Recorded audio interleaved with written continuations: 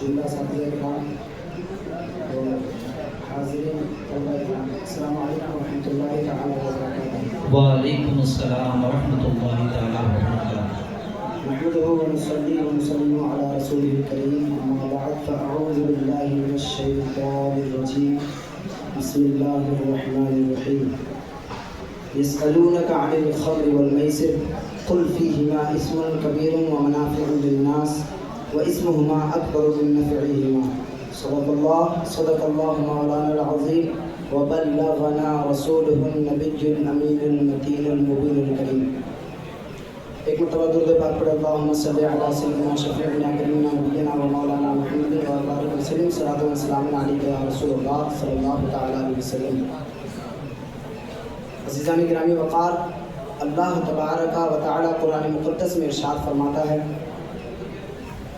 ऐ महबूब, ये लोग आपसे शराब और जुए के मुतालिक सवाल करते हैं, आप इनसे फरमा दें कि इन दोनों में गुनाह है और लोगों के लिए चंद वक्ती तौर पर फ़वाइद, लेकिन इनका गुनाह इनके फ़वाइद से बढ़कर है।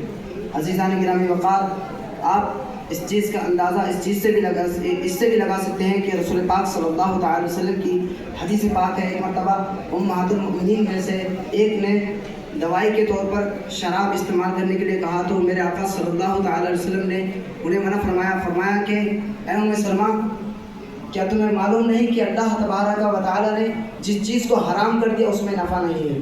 अब कोई शख्स इस चीज़ को गुमान ना करे कि अल्लाह तबारक व तआला ने शराब और जुए के नफ़े को, फ़वाइद को कुरान मुक़द्दस में बयान फरमाया है तो उससे फ़वाइद उठाना चाहिए, बल्कि अल्लाह तबारक व तआला ने तंबीह करते हुए इरशाद फरमाया, व इस्मुहुमा अकबरु मिन नफ़इहिमा, और इन दोनों का गुनाह इनके नफ़ा से बढ़कर है, ताकि कोई इसके ख़याल में, खुश फहमी में रह कर के इसके बड़े नुकसान में मुब्तला ना हो जाए। अज़ीज़ान गिरामी वक़ार, हम इस चीज़ का अंदाज़ा इस चीज़ से लगा सकते हैं कि आज हमारे माशरे में ये दो चीज़ें माशरे को झुलसा रही हैं, बर्बाद कर रही हैं, एक जुआ खेलना और दूसरा शराब और दीगर मंशियात। अज़ीज़ान गिरामी वक़ार, आप गौर कर सकते हैं उन वालिदैन के हालत को देख करके जिनका बच्चा शराब और जुए में पड़ चुका है, जिनका बच्चा मंशियात में मुब्तला हो चुका है। आप गौर कर सकते हैं उस घराने को नज़र करते हुए, उस घराने को मद्देनज़र रखते हुए आप इस चीज़ का अंदाज़ा लगा सकते हैं कि जिनके घर का कोई फ़र्द शराब या मंशियात के किसी भी हिस्से में मुब्तला हो चुका है। अल्लाह अकबर, अरे वो बेटा जिसको कभी अपने वालिदैन का सहारा बनना था, वो बेटा जिसको अपने वालिदैन के बुढ़ापे का सहारा बनना था, वही बेटा जब शराब में मुब्तला हो जाता है, मंशियात में गिर चुका होता है, मंशियात के दलदल में फंस चुका होता है, तो वो पूरे ख़ानदान की इज्जत और आबरू को तार करने के लिए काफ़ी होता है। अज़ीज़ान गिरामी वक़ार, आप उन बच्चों की तरफ नज़र करें तो आपको पता चल जाएगा जो छोटे छोटे बच्चे अपने वालिद के ज़िंदा होने के बावजूद अपने वालिद के प्यार से महरूम हो जाते हैं। आप गौर तो करें, वो बाप जब शराब पी करके अपने घर में आता है तो बच्चे जो ये ख्याल करते हैं कि हमारा वालिद हमारे पास आकर के हमको गोद में उठाएगा, वो वालिद गोद में नहीं उठाता है, बल्कि शराब के नशे में झूलता हुआ आता है और आकर के अपने घर में तोड़ फोड़, लड़ाई झगड़ा शुरू कर देता है। अज़ीज़ान गिरामी वक़ार, वो बच्चे जब किसी बाप को अपनी औलाद को गोद में उठाते हुए देखते हैं तो उनकी एहसास करती हुई निगाहों में आंसू छलक उठते हैं, आंसू भर आते हैं, आंसुओं का समंदर छलक जाता है। ये सोच करके काश हमारा बाप भी हमको गोदी में उठाता, काश हमारा वालिद भी हमारे नाज नखरे उठाता, हम भी अपने वालिद से नाराज होते, वालिद हमको मनाता, हमारे बाप का प्यार हमको मिलता। लेकिन उन एहसास वाली निगाहों को तसल्ली नहीं मिलती, इस वजह से कि बाप जो शराबी बन चुका है। अरे गौर तो करें, जब नौजवान बेटी घर में मौजूद हो, किसी घर के नौजवान बेटी घर में मौजूद हो, उसके रिश्ते आते हैं कि उससे रिश्ता किया जाए, लेकिन कोई भी उससे रिश्ता करने पर आमादा नहीं होता है, राजी नहीं होता, इसलिए कि उनको भी अपनी इज्जत और आबरू का ख्याल रखना होता है कि हम अपने माशरे में जाकर लोगों को क्या मुंह दिखाएंगे कि उस घराने से शादी करके लाए हैं, उस घराने की लड़की लेकर आए हैं जिसके घर में उसका बाप शराबी कबाबी है, या उसका भाई शराबी कबाबी है, या उनके खानदान का फला शख्स शराबी कबाबी है। वो अपनी इज्जत और आबरू को तार ना होने देने की वजह से इसीलिए वो उस घर से ताल्लुक नहीं रखते हैं। अरे उस बच्ची का क्या कसूर था,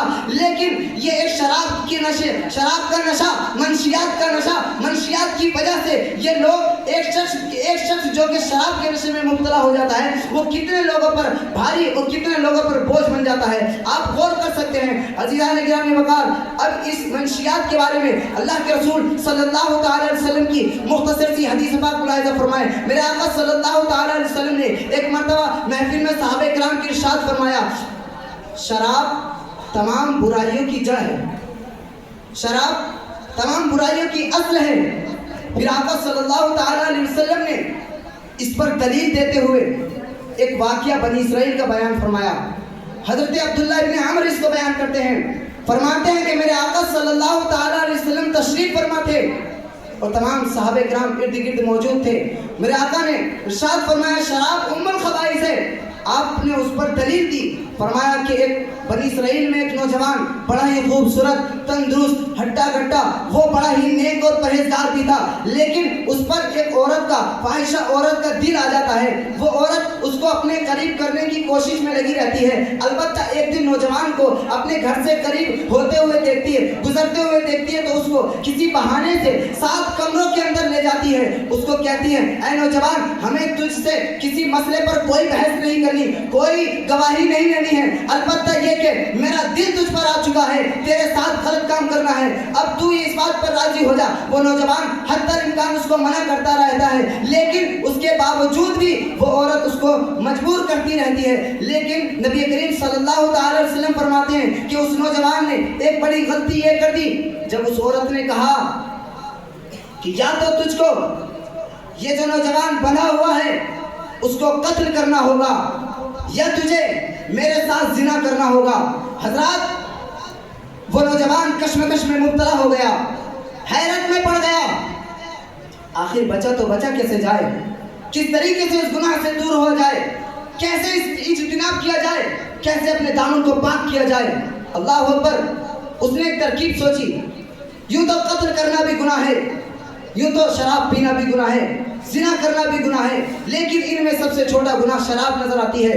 مختصر سی شراب پی کے نکل جاتا ہوں اور میری عزت و آبرو بھی باقی رہ جائے گی, اتنے بڑے بڑے گناہوں سے بھی بچ جاؤں گا. اللہ اکبر. اس نے ایک پیالہ مانگا, اس نے شراب پیا.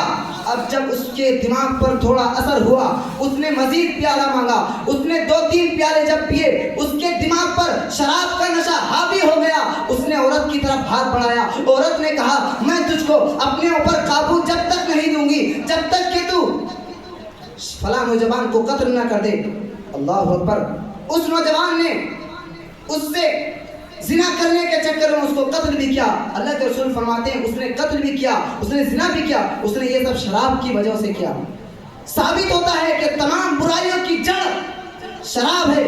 آج ہمارے معاشرے سے اگر شراب جیسی بدترین چیز کو ختم کر دیا جائے ہمارا معاشرہ جھلسنے سے بچ سکتا ہے.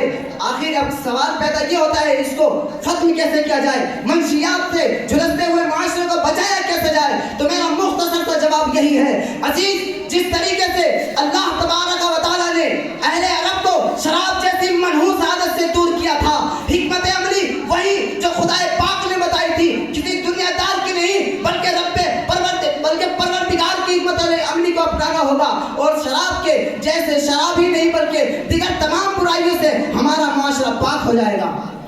وہ ترکیب یہ ہے دھیرے دھیرے لوگوں کو اس چیز کی طرف سے منحرف کیا جائے, پھر آخر میں ان پر اس پر سختی سے پابندی لگا دی جائے. جس طریقے سے اللہ تبارک و تعالیٰ نے دھیرے دھیرے شراب کے حکم کو نازل فرمایا, آخر میں ایک مرتبہ فرمایا کہ تم پر شراب حرام کر دی گئی ہے, اس کے قریب تک بھی نہ جانا. تاریخ شاہد ہے اللہ تبارک و تعالیٰ کے فرمان کو رسول عربی کی زبانی سن کر مدینے کے شرابیوں نے, جن کے گھروں میں بڑے بڑے مٹکے تھے, انہوں نے اپنے رسول کی بات کا لحاظ رکھتے ہوئے اپنے بڑے بڑے شراب کے مٹکوں کو پھوڑ دیا. تاریخ شاہد ہے, تاریخ کے پنے گواہ ہیں, مدینے کی گلیوں میں شراب ایسے بہ رہی تھی جیسے کہ پانی بہا کرتا ہے. مختصر یہی کہ اگر ہمیں بھی اپنے معاشرے کو جھلستے ہوئے معاشرے کو بچانا ہے تو ہمیں بھی حکمت عملی جو رب تبارک و تعالیٰ نے ہم کو بتائی ہے اس پر عمل کرنا ہوگا. اللہ تبارک و تعالیٰ کی بارگاہ میں دعا ہے کہ ہم سبھی کو اپنے معاشرے کی حفاظت کرنے کی, جھلستے ہوئے معاشرے کو بچانے کی توفیق عطا فرمائے. اور میرے بولنے میں جو غلطیاں ہوئی ہیں اللہ تبارک و تعالیٰ سے دعا ہے ان تمام کو معاف فرمائے. ایک مرتبہ کلمہ طیبہ کا ورد کریں, پڑھے بآواز بلند لا الہ الا اللہ محمد رسول اللہ صلی اللہ تعالی علیہ وسلم۔ السلام علیکم۔